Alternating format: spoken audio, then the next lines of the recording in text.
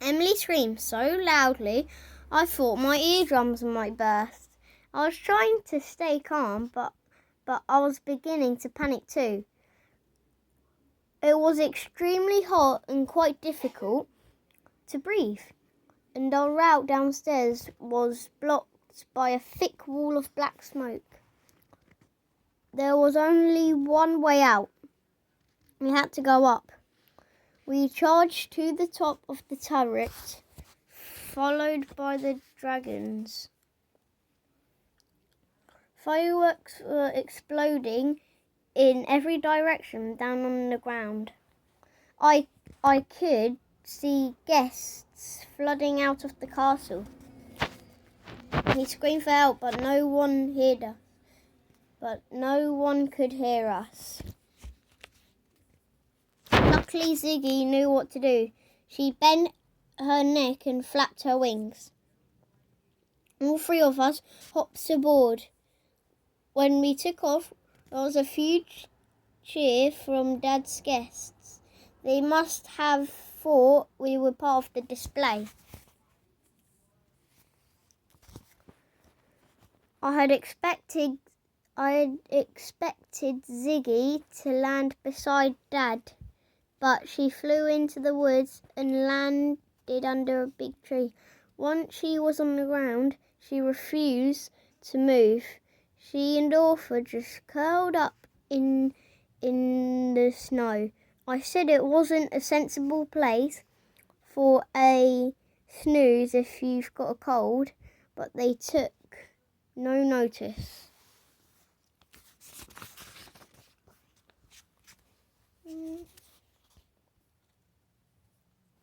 Emily and I had to walk home. We were both shivering. Emily's lips turned blue. Just when I thought we might die of frostbite, I heard someone shouting our names. I shouted back it was Dad. He came running through the trees and gathered us both in his arms and said he'd thought we were dead. I've never seen him cry before. If I had died down by the time we got back to the castle, Dad gave the fireman a crate of champagne to say thank you. But the labels had burnt off the bottles, but they didn't mind. Emily and I are in a room in the Mandarin arms. Dad is asleep next door. He's probably going to kill me when he wakes up. I wish I could say Happy New Year, but it really isn't. Eddie. Unhappy New Year. Dear Uncle Morton, I don't know where you are or what's happened you, but if you ever get here, we are staying at the Mandarin Arms.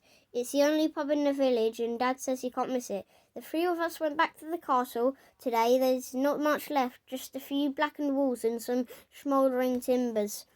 In case you're wondering why there are only three of us, Brownon had gone to her mother's in Aberystwyth, and Dad had a big row last night. Brownon said sorry to me and Emily for her.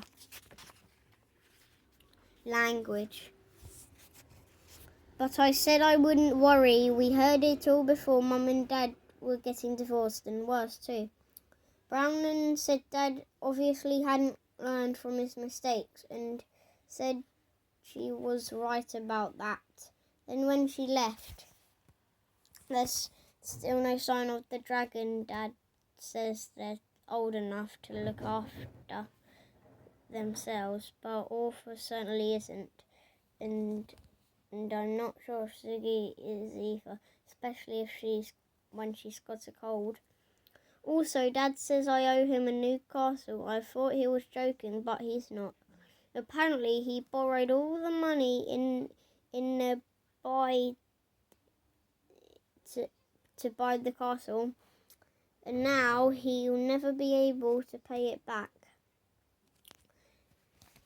He's ruined it's my fault.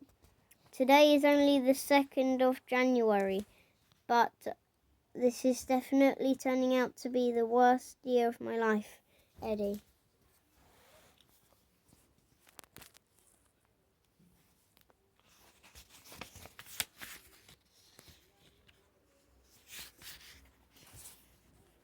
Dear Uncle Morton, I'm a terrible dragon sitter. There's still no sign of Ziggy or Orpha. I have no idea where they might be. There's no sign of Brownon either. But Dad says not to worry about her because there are lots of more fish in the sea.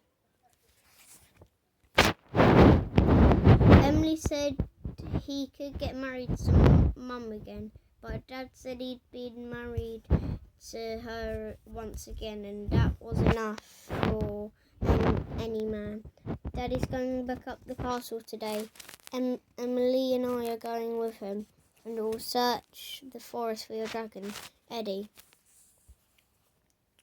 Dear Eddie, I'm terribly sorry to hear about the castle. Please pass on my apologies to your father. I don't have the funds to pay for a new castle, but I will help in any way that I can. I'm sorry that I haven't reached you yet, but there has been a crisis in the village. The weight of the snow on the church roof caused it to collapse. Mr. McDowell and I along have been able-bodied men and women. I've been called upon to help. You'll be glad to hear we have now repaired the worst of the damage. I'm going to the station and shall be with you this afternoon.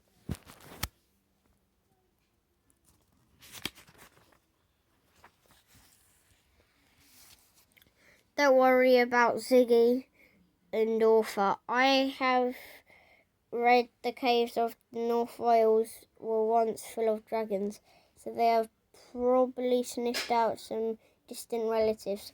We shall search for them together when I arrive, Morton.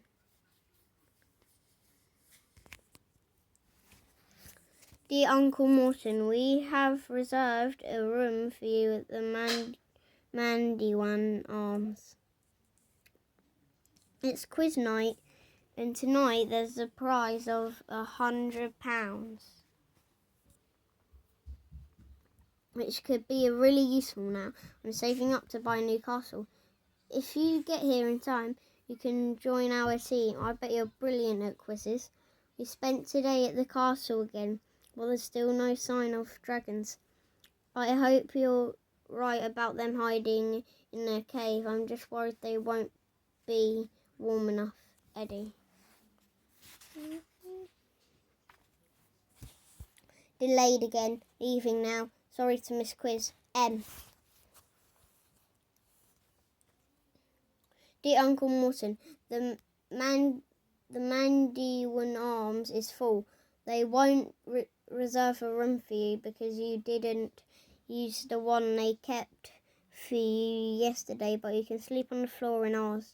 Daddy's leaving us home first thing tomorrow morning, so if you keep the room, if you want to stay here while you search for dragons, don't worry about missing quiz night. We came second and won a prize of £50. When I told Dad it would add it to his savings for a new castle, he told me not to be ridiculous and bought a round of drinks for everyone in the pub.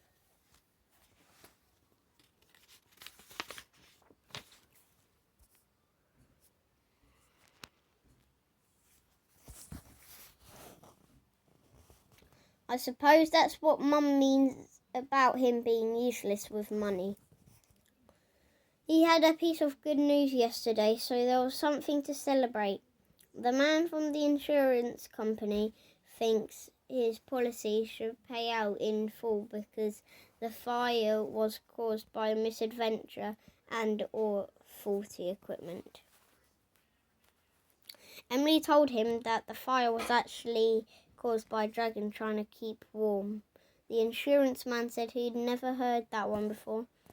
Dad gave me a look, so I kept quiet, and we pretended Emily had a vivid imagination. See you later, Eddie. We're on page 50 right now, 26. Let me just see how many pages are left. So there's this one, 1, 2, 3, 4, 5, and 6. Only 6 more pages to go. Bye.